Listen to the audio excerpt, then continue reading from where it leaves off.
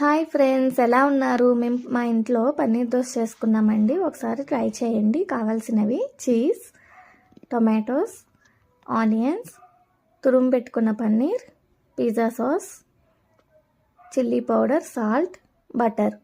First పెనం heat చేసుకోవాలండి. Heat అయ్యాక దోశ వేసుకోవాలి. మరి సన్నగా కాకుండా, లావుగా కాకుండా మీడియంగా వేసుకోవాలండి. ఇలా వేసుకుని దీని మీద tomatoes, onions, pizza sauce, chilli powder, salt ఇవన్నీ వేసుకుని స్మాష్ చేసుకుని ఈవెన్గా స్ప్రెడ్ చేసుకోవాలి. మసాలా తినే వాళ్ళు ఉంటే కొంచెం చాట్ మసాలా కూడా వేసుకోవచ్చు.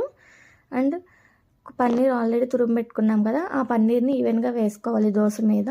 ఇలా వేసుకున్న తర్వాత చీజ్ కూడా కొంచెం వేసుకోవాలండి. మేము తక్కువ తింటాం కాబట్టి తక్కువ వేసుకున్నాం. ఎక్కువ తినే వాళ్ళంటే ఎక్కువ వేసుకోండి, బాగుంటుంది.